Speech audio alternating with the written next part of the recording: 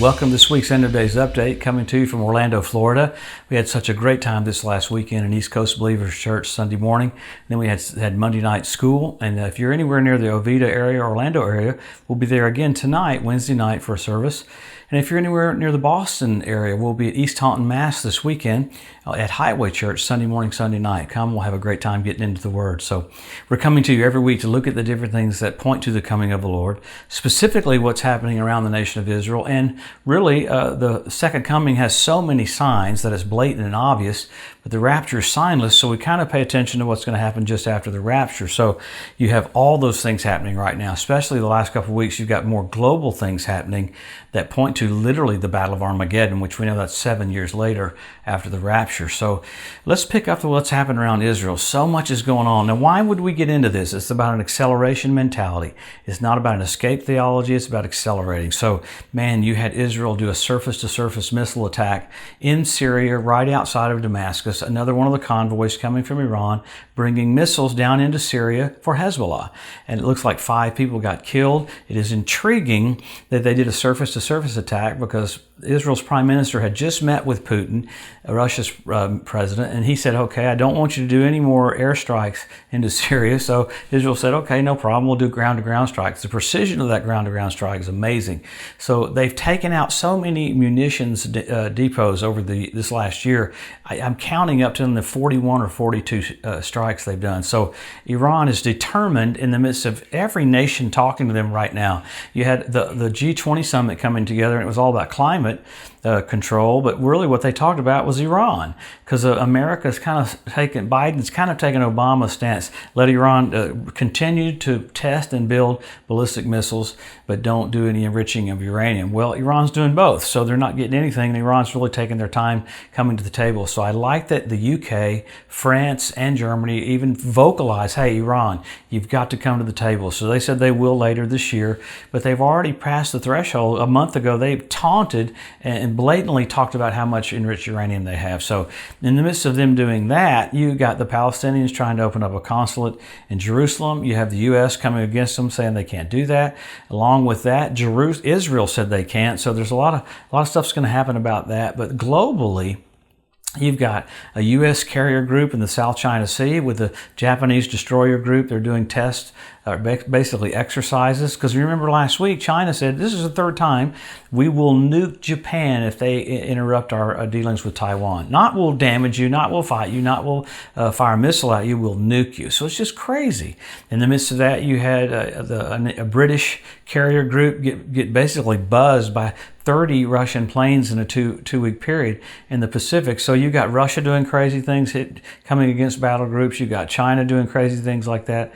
That's kind of the tip of the iceberg, though. All the stuff that's happening is the pressure coming to what's coming. The Pope said this last week. We've got to have one world religion starting next year. So he talked about the Abrahamic house in the United Arab Emirates. So you've got the building set up for one world church there. You have Islam and Christianity that he says he's coming together with. So intriguing things coming right down the pipe. We talked about Russia rebuilding the arch for Baal worship in Palmyra, Syria. This is where the Tower of Babel was. And the Talmud says this is the last thing you'll see before the coming of the Messiah. So many things pointing to the coming of the Lord, radical, drastic things. We don't even get into it every week, but even weather. Oklahoma had 31 tornadoes in the month of October. The last record was 27 tornadoes. So you've got Luke 21 coming to pass with floods here and there, wildfires burning everywhere. So just like Luke 21 said, that nature would even be affected right before the coming of the Lord. So all this is happening along with China building that supersonic missile we talked about. Remember how we talked about it a few weeks ago? Our Joint Chiefs of Staff came out this last week saying this is embarrassing that they found out after the fact. China has done 110 tests of that hypersonic missile. America's done 9 tests of ours. So he came out saying that he's concerned with China's rapid increase.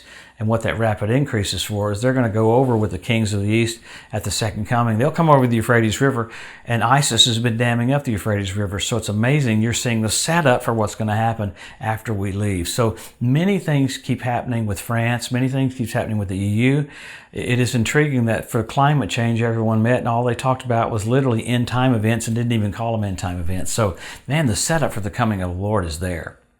So I'm going to be intrigued to see what happens with Israel. They have a big exercise this week on the northern part of the Golan, basically preparing for an attack from Hezbollah. They said Hezbollah is going to fire 2,000 rockets a day. So they're having a big exercise. The U.S. sent a B-1 bomber over the Middle East, and it was escorted by Saudi Arabian F-15s and even other Arab countries' F-15s that escorted our B-1 bomber to answer to Iran. We're going to send you a message that we're going to make you start complying with what you're supposed to comply with. So with all of that, it's great excitement because the king's coming back. So let's always go to the scripture. What do we look at? Number one, Israel made a nation. Number two, Jerusalem won back. After that, you've got the Hebrew language restored. You've got the Ethiopian Jews brought back. You got the fertility of the land of Israel. You got the revival of the Roman Empire. You have the Temple Mount Institute ready to start having sacrifices. You have fish showing up in the Dead Sea. You had foxes show up on the Temple Mount. I mean, that's crazy. What I thought was amazing a couple of weeks ago was the Dead Sea water turning blood red right where Sodom and Gomorrah was. That's amazing, but it happened on the Day of Atonement. So you have all this stuff happening. God's like going, hello, wake up. Jesus is about to come back. Many more signs, though. You have the ritual baths around the Temple Mount fill up with water. You have 172 different species of predatory birds show up in the land. So, I mean, God calls on the fowl of the air to clean the land up after the Ezekiel 38 war. Does the same thing after the Battle of Armageddon. So you've got the cleanup crew there. So all the things that the Bible said you'd see are right there. So we have sign after sign after sign. So there's such an excitement that should be in the church that we see the finish line, we accelerate, we run faster. End time events, end time preaching should bring great joy and great strength. There is no bad news for the church. I hear people saying, well, we can't talk about end times because it scares everybody too much. That means it's being taught wrong because it's scary for the world, but for the church, great things ahead. And then you get into the signs. You've got signals now. You had blood red moons on Passover and Tabernacles. You had 4 in a row. When's the last time you had 4 in a row on Passover and Tabernacles? NASA calls it a tetrad. 1967 when Jerusalem was won back. 1948 when Israel was made a nation. 1492 at the Edict of Expulsion when the Jews were kicked out of Spain. And God raised up Columbus to sail the ocean blue in 1492. What did he discover? America, a safe harbor for the Jews. So you have heavenly activity. Then you had the Bethlehem star this last year when Jesus was born. You had Jupiter, Regulus, and Venus come together. The constellation was Virgo. This last year, NBC Nightly News said we have a celestial event. We had the Bethlehem star, first time in 2,000 years. What was the constellation? Leo. He's the lion of the tribe of Judah. Tons more signs and more activity that's hard to get into every week. But really, we pay attention to what's happening around Israel and we go, wow, Jesus is about to come back. So how do we respond? Help your local church, help your local pastor, get more engaged, be involved. This is it. I used to say we had tons of time left. I don't think we have tons of time left. I mean, literally things are lining up flawlessly like the Bible said they would. You even had water come out of a wall of rock in Jordan, right in Petra, right where the Jews are going to go for safety midway through the trib. I mean, crazy, forming a waterway. So many more things like that happening that point to his return. So we're so privileged and so blessed. Let's let the signs push us to accelerate to do his bidding in the earth right here before he comes. Man, thanks for watching this week. We'll come back next week and we'll see if Israel's hit Damascus because we know Isaiah 17:1 is going to come to pass. Damascus will be removed from being a city. So you're watching the setup for the entrance of the King, Jesus of Nazareth, coming so soon. Have a blessed week. We'll see you next Wednesday.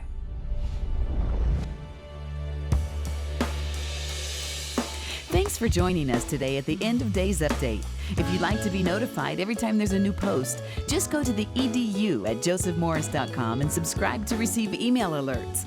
If these posts and updates have been a blessing to you, please consider making a one-time donation to help get the message out or even becoming a monthly partner with Joseph Morris Ministries.